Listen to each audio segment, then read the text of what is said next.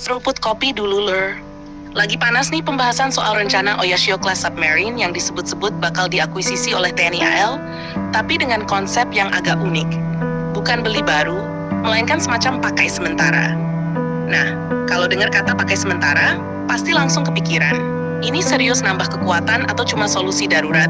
Kita bahas pelan-pelan, karena ini menarik banget dari sisi strategi. Pertama, kita lihat dulu siapa itu Oyashio. Kapal selam kelas ini adalah tulang punggung dari Japan Maritime Self-Defense Force sebelum digantikan generasi lebih baru. Desainnya diesel elektrik bukan nuklir, tapi jangan salah, kemampuan stealth-nya terkenal senyap banget. Di dunia peperangan bawah laut, senyap itu segalanya. Kapal selam bukan soal siapa paling cepat atau paling besar, tapi siapa yang tidak terdeteksi. Dan di titik ini, Jepang memang jagonya. Oyashio punya sistem sonar canggih, kemampuan anti kapal dan anti kapal selam, serta endurance yang cukup panjang untuk patroli kawasan luas. Jadi, kalau Indonesia bisa mengoperasikan kapal ini, bahkan sementara sekalipun, ada lonjakan kemampuan yang signifikan. Tapi pertanyaannya, kenapa harus sementara? Nah, ini yang menarik. Kemungkinan besar ini bukan sekadar soal beli kapal bekas, tapi bagian dari strategi bridging. Artinya, Indonesia sedang butuh pengisi kekosongan sebelum armada kapal selam generasi berikutnya benar-benar siap. Kita tahu, proyek kapal selam itu lama, bisa bertahun-tahun dari kontrak sampai operasional. Sementara kebutuhan di lapangan tidak bisa nunggu. Wilayah laut Indonesia luas banget, dari Selat Malaka sampai Laut Banda, dari Natuna sampai Papua. Tanpa kehadiran kapal selam yang cukup, ada blind spot yang berbahaya. Jadi opsi seperti Oyashio ini bisa jadi solusi cepat. Tapi jangan buru-buru senang dulu. Ada beberapa hal yang harus diperhitungkan. Pertama, usia kapal. Oyashio seperti JS Uzushio yang disebut dalam gambar itu sudah beroperasi cukup lama. Artinya, walaupun masih layak, biaya maintenance bisa tinggi. Kapal selam tua itu seperti mobil tua, masih bisa jalan tapi butuh perhatian ekstra. Kedua, logistik dan sistem. Kapal Jepang punya standar sendiri. Integrasi dengan sistem TNI AL bisa jadi tantangan, terutama dalam hal suku cadang, pelatihan kru, dan kompatibilitas senjata. Ini bukan sekadar beli, langsung pakai. Harus ada adaptasi. Ketiga, pelatihan.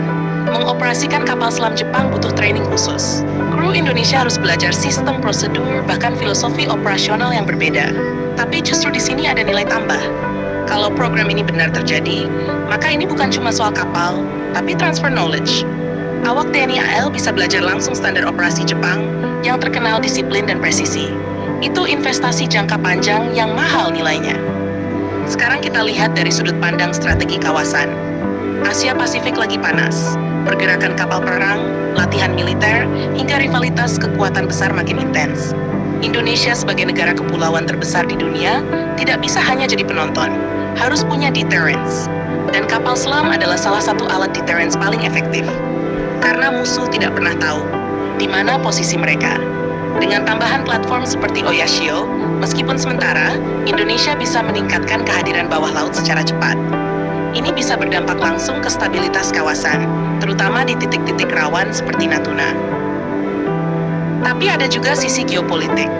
Kerjasama dengan Jepang di bidang ini menunjukkan arah baru dalam hubungan pertahanan. Jepang selama ini cukup selektif dalam transfer alutsista. Jadi kalau benar ada pembahasan seperti ini, artinya tingkat kepercayaan sudah naik, dan ini bisa membuka pintu ke kerjasama lain, entah itu teknologi, pelatihan, atau bahkan produksi bersama di masa depan. Lalu apakah ini keputusan yang tepat? Jawabannya tergantung tujuan. Kalau tujuannya jangka pendek, menutup gap kekuatan, ini masuk akal. Tapi kalau dianggap solusi utama jangka panjang, itu bisa jadi masalah. Karena Indonesia tetap butuh kapal selam modern yang sesuai kebutuhan sendiri, bukan hanya mengandalkan platform lama. Jadi idealnya, program seperti ini jadi batu loncatan, bukan tujuan akhir. Yang menarik lagi, konsep pakai sementara ini sebenarnya cukup jarang dibahas secara terbuka. Biasanya negara langsung beli atau sewa dengan jangka panjang. Tapi kalau ini benar terjadi, Indonesia sedang mencoba pendekatan fleksibel dalam modernisasi militer. Tidak kaku, tapi adaptif. Dan di era sekarang, itu penting. Karena ancaman berubah cepat, teknologi berkembang cepat, dan keputusan harus gesit. Jadi kesimpulannya, isu akuisisi Oyashio ini bukan sekadar beli kapal selam bekas. Ini tentang bagaimana Indonesia mencoba mengisi celah kekuatan, belajar dari negara maju, sekaligus menjaga kehadiran militernya di laut. Apakah akan akan benar-benar terjadi atau tidak, itu masih perlu kita tunggu. Tapi kalau iya, ini bisa jadi langkah kecil yang punya dampak besar, terutama dalam memperkuat posisi Indonesia sebagai kekuatan maritim di kawasan. Dan yang jelas, ini bikin kekuatan bawah laut Asia Tenggara makin menarik untuk dipantau. Jangan lupa subscribe, like, dan komen di bawah sambil ngopi.